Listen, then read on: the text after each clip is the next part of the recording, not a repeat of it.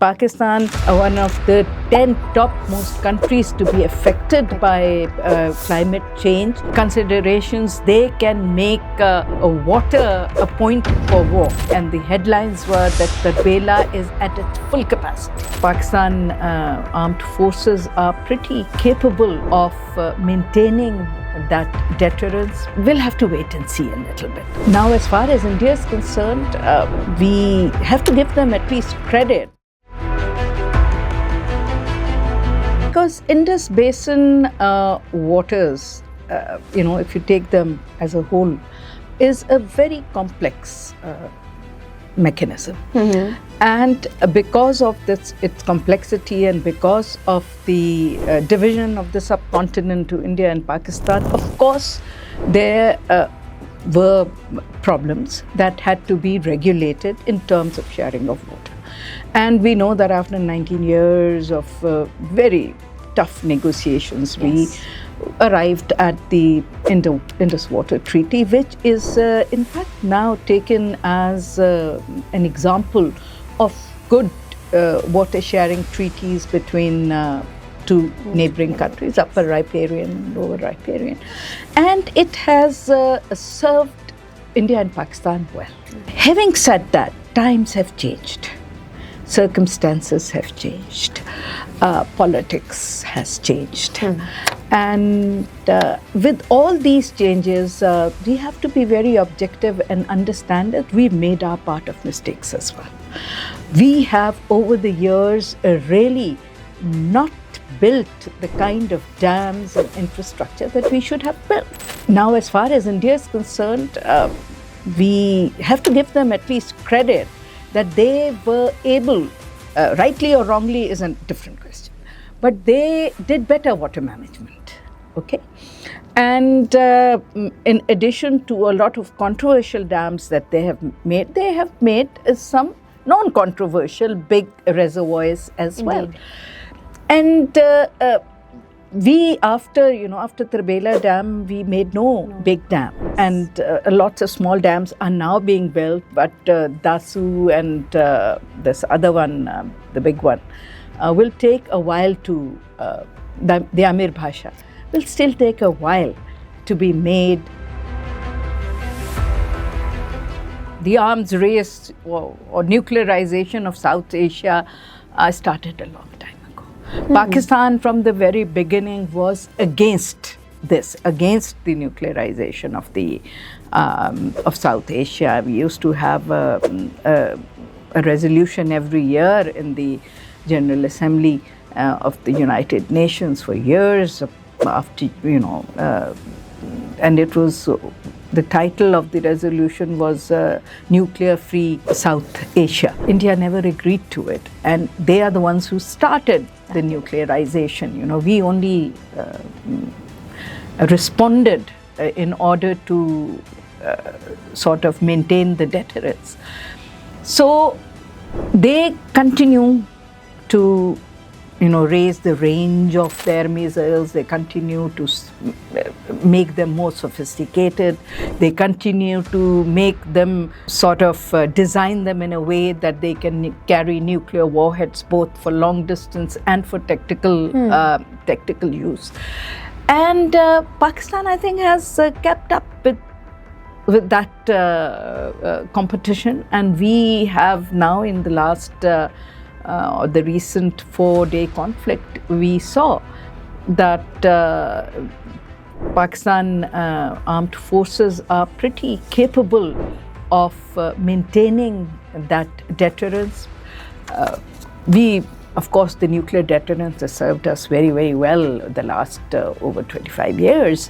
But even where conventional deterrence is concerned, I think this last 4-day conflict has manifested beyond an iota of doubt that Pakistan, that this myth that India was superior in conventional warfare has been completely shattered.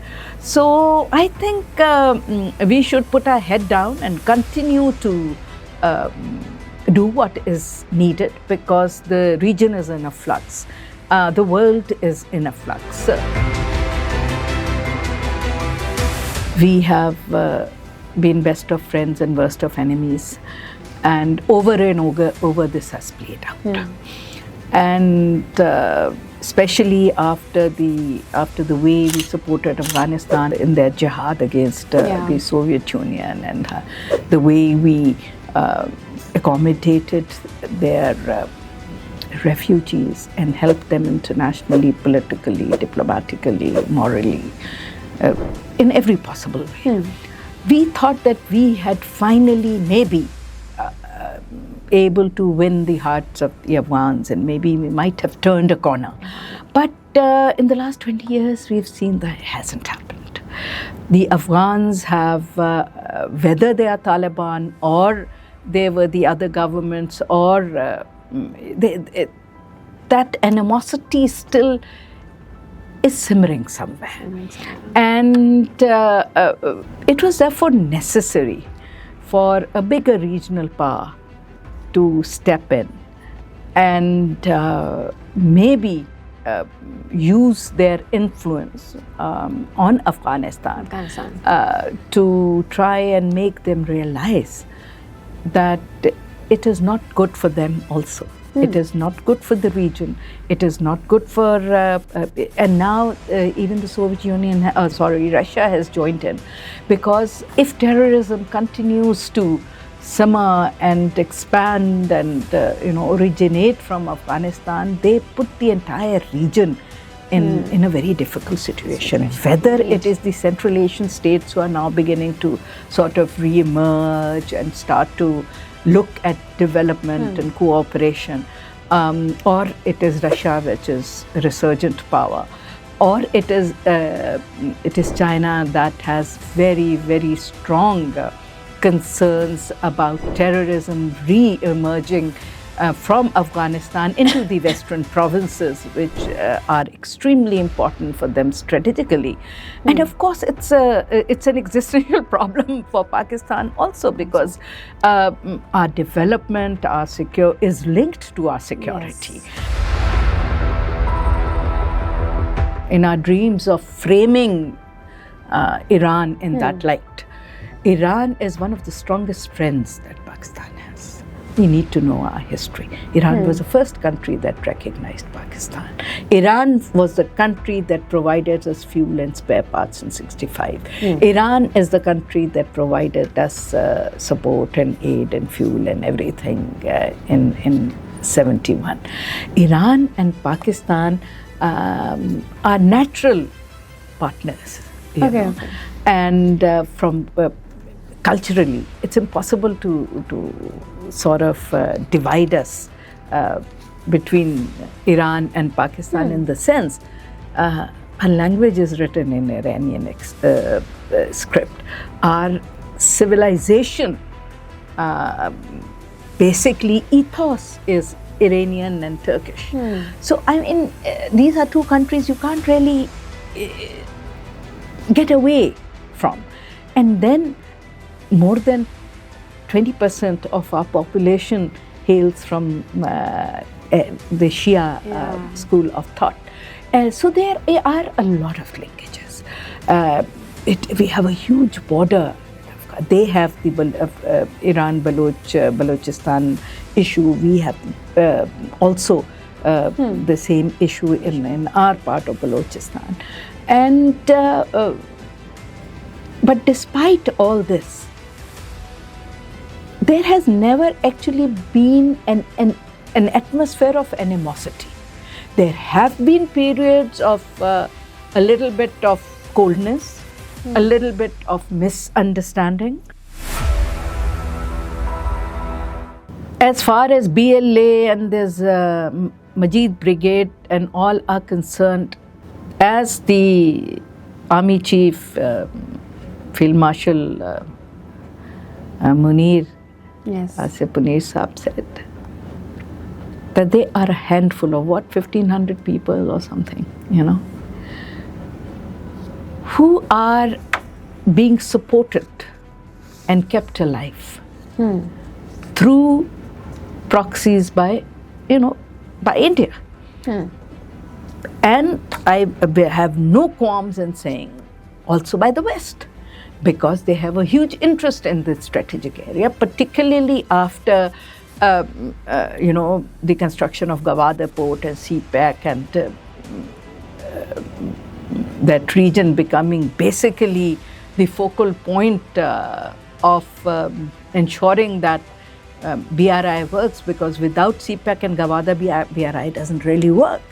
So that is why they call it the pilot project, and that is why they call it the most important project of BRI. Okay.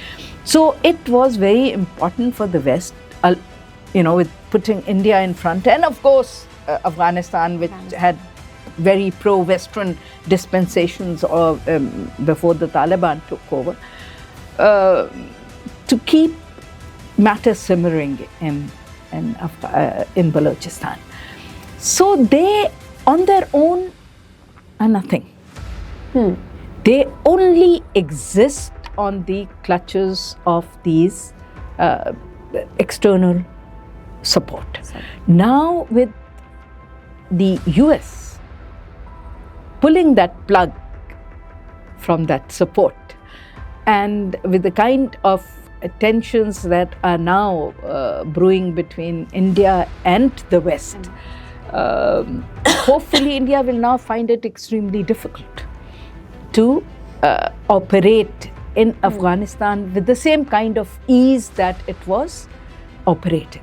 But we must also not forget that in addition to Afghanistan and to Iran using Iranian territory, the Indians were also operating through third-party states in the Gulf. We had their people, operating in Pakistan in target killings, and the gang was operating from UAE, and I think from Qatar or Oman, somewhere there as well. Right. So these countries also would now have to they'll have to play their role in ensuring that their economic interests with India do not come in the way of ensuring that India does not operate against Pakistan through their territories. So I think the realization that India actually is a state, a sponsor of terrorism is now clear for everybody to say. We have been shouting at the top of our voice all over the world for decades now, and people did not listen, did not take us seriously. But when it happened in Canada, it happened in the US, Australia, and in the UK, and now how it has also been exposed in Iran. I think the world is taking it a little, not because of Iran, but because it happened in their own countries. And because India has not come up to the expectations of the West, the role that they thought that India might play as a bulwark against China, and that it would be the sole security provider in the region. Quad was all about that. The strategic engagement was all about that. The strategic nuclear deal was all about prepping up India, and the 4-day conflict completely exposed them. Look, drones is a reality not from now. It's been a reality for a while now. And they are becoming more and more sophisticated, more and more undetectable, more and more smaller, nano sort of drones are also available now, and upper atmospheric drones are also available. China is just unrolled a drone that is capable of flying 100 kilometers above the earth for, or how many kilometers, for 6 months without ever coming down. So this is a technology that will only increase.